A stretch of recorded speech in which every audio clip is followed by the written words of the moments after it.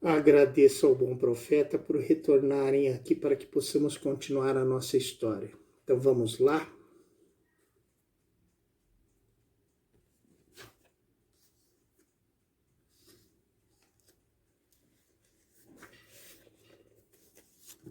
Quinquagésima sétima noite. No dia seguinte, antes de amanhecer, dirigiu Dinazar dessas palavras à sultana. Minha rica irmã, se não dormis, rogo-vos que prossigais as aventuras do terceiro calender. Pois então, minha irmã, respondeu Sherazade, sabereis que este príncipe continuou a contá-la assim a Zobeida e a sua companhia. Depois da partida do velho, de seus escravos e do navio, fiquei só na ilha. Passava a noite na morada subterrânea que deixaram destampada, e de dia passava a roda da ilha e parava nos sítios mais próprios para tomar algum descanso, quando dele necessitava. Levei esta vida fastidiosa o mês inteiro. Ao cabo desse tempo, percebi que o mar diminuía consideravelmente e que a ilha se estendia. Parecia que a terra firme se avizinhava. Com efeito, as águas baixaram tanto que não havia já senão um pequeno braço de mar entre mim e a terra. Atravessei-o e não se dava água senão pelos joelhos. Caminhei tanto tempo sobre a praia e areia que fiquei em extremo cansado. Por fim cheguei a um terreno mais firme. Estava já bastante afastado do mar, quando avistei muito ao longe, adiante de mim, uma coisa que parecia um grande fogo, o que me causou alegria. Encontrarei alguém, dizia eu. Não é possível que este fogo se ateasse por si mesmo. Porém, à proporção que me aproximava, dissipava-se o meu erro. E logo reconheci que o que tomara por fogo era um castelo de cobre avermelhado, que os raios do sol faziam parecer de longe todo inflamado. Parei perto daquele castelo e sentei-me, tanto para considerar a sua estrutura admirável, como para descansar um pouco da minha fadiga. Não tinha ainda dado àquela casa magnífica toda a atenção que ela merecia, quando avistei 10 mancebos muito apessoados que pareciam vir de passeio. Porém, o que me causava maior assombro era serem todos cegos do olho direito. Acompanhavam um velho de altura regular, de semblante venerando. Causou-me estranheza encontrar tantos cegos juntos e todos privados do mesmo olho. Ao tempo que procurava na minha mente por que aventura podiam estar juntos, chegaram-se a mim e mostraram-se satisfeitos de me ver. Feitos os primeiros cumprimentos, perguntaram-me o que me trouxera ali. Respondi-lhes que a minha história era um pouco extensa e que, se quisessem ter o trabalho de assentar-se, lhes daria a satisfação que desejavam. Assentaram-se e contei-lhes o que acontecera desde que saíra do meu reino até então, o que lhes causou grande surpresa. Depois de concluído o meu discurso, rogaram-me que entrassem com eles no castelo. Aceitei o oferecimento. Atravessamos uma enfiada de salas, de antecâmaras, de câmaras e de gabinetes mobiliados com muito asseio. Chegamos a um grande salão, onde haviam colocados em círculos e separados uns dos outros 10 pequenos sofás, que tanto podiam servir para neles se assentarem e descansarem de dia, como para dormir de noite. No meio deste círculo havia um outro sofá, menos elevado e da mesma cor, no qual tomou lugar o velho que lhes falei, e assentaram-se os jovens senhores sobre os outros 10. Como cada sofá não podia conter mais de uma pessoa, disse-me um deles: camarada, sentai-vos um tapete no meio da sala, e não vos informeis de qualquer coisa que nos dizia respeito, nem tão bem do motivo por que temos todos o olho direito de menos. Contentai-vos de ver e não leveis mais longe a vossa curiosidade. Não ficou por muito tempo assentado o velho, que se levantou e saiu. Voltou, porém, passado alguns instantes, e trouxe a ceia dos 10 senhores, dando a cada um a sua porção em particular. Deu-me também a minha, que comi à maneira dos outros. No fim do banquete, o mesmo velho apresentou uma taça de vinho a cada um. Tinha-lhes parecido tão extraordinária a minha história que me fizeram repetir depois da refeição, e foi assunto de uma palestra que durou grande parte da noite. Um dos senhores, reflexionando que era tarde, disse ao velho: Vós vedes que já é tempo de dormir, e não nos trazeis o necessário para o podermos fazer. Proferidas essas palavras, levantou-se o velho e entrou no gabinete, de onde trouxe à cabeça 10 bacias, uma após a outra, todas cobertas de um estofo azul. Pôs uma com uma tocha diante de cada pessoa. Descobriram as suas bacias, nas quais havia cinza, carvão e pó de sapatos. Misturaram todas essas coisas e principiaram de esfregar a cara com elas, de modo que estavam borrados à vista. Depois de se esfregarem assim, puseram-se a chorar e a lamentar-se, a bater na cabeça e no peito, gritando sem parar: Eis aqui o fruto de nossa ociosidade e das nossas devassidões. Passaram quase toda a noite nessa estranha ocupação, terminada a qual, o velho foi buscar água para lavarem o rosto e as mãos.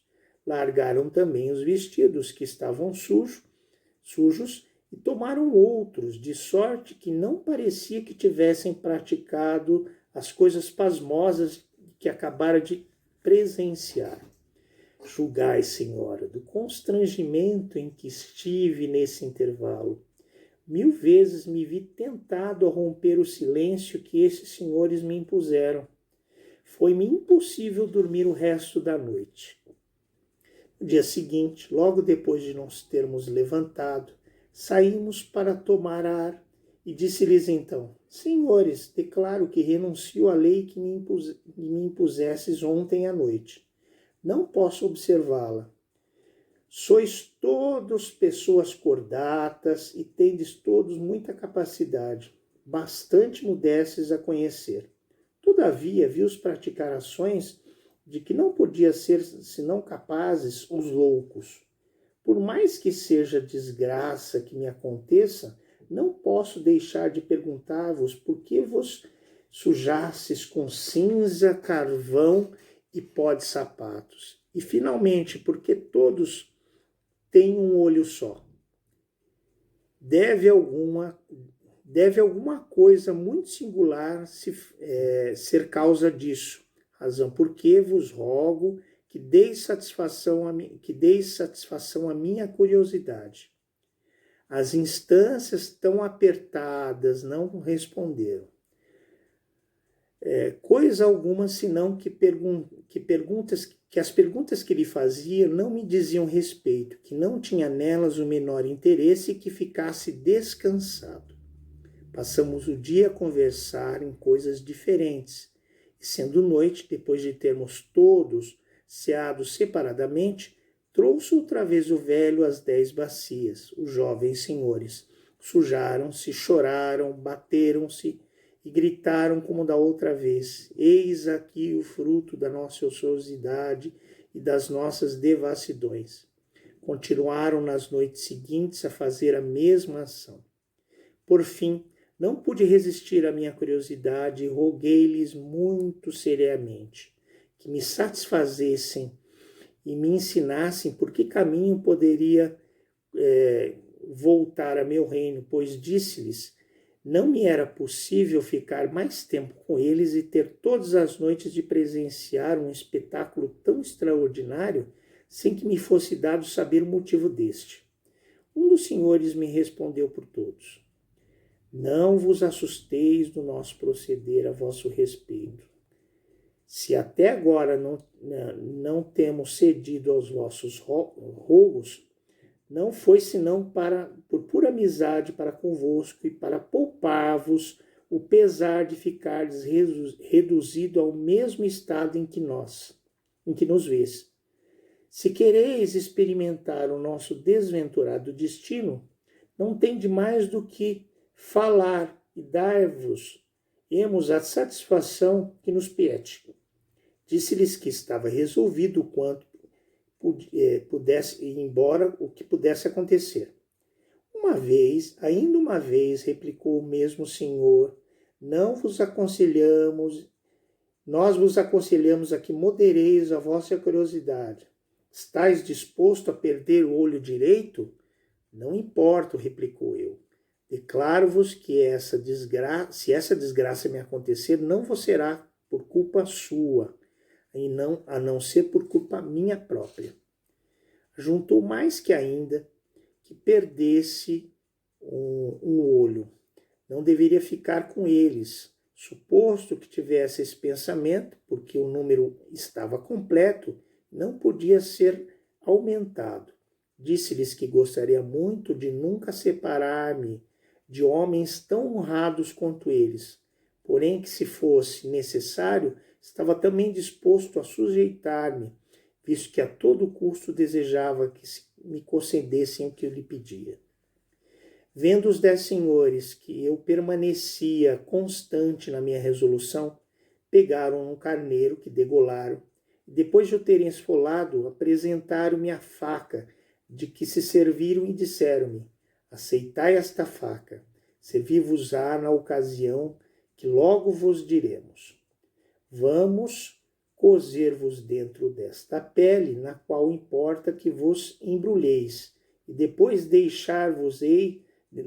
o deixaremos na praça e nos retiraremos. Então um pássaro de um tamanho enorme, que se chama rochedo, aparecerá no ar, e tomando-vos como um carneiro, cairá sobre vós e vos levará até as nuvens. Que isto, porém, não vos espante. Tomará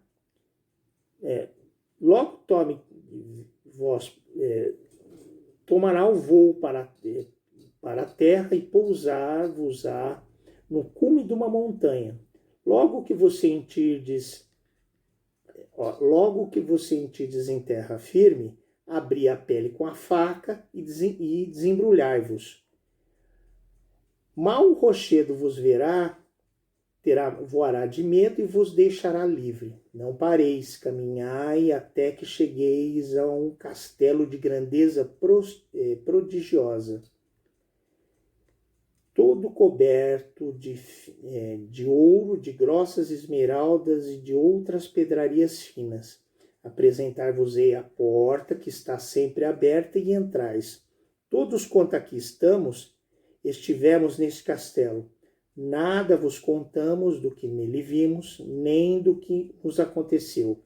Vós o sabereis vós mesmos. O que podemos dizer-vos é que isso custou a cada um seu olho direito. E é a penitência da qual fostes testemunha, é uma coisa que somos obrigados a fazer por termos estado nele. A história de cada um de nós em particular é cheia de aventuras extraordinárias, e delas se faria um grande livro. Não podemos dizer-vos mais. Proferidas essas palavras, interrompeu Sherazade o seu conto e disse ao sultão das Índias: Senhor, como minha irmã me acordou hoje um pouco mais tarde que de costume, principio a recear que enfastiaste a vossa majestade. Porém, vejo que o dia aparece e o propósito me impõe silêncio. A curiosidade de Shahryar superou ainda o juramento cruel que tinha feito. Nossa, que história incrível! Veremos a continuação dela amanhã. Agradeço muito a todos vocês. Alabei.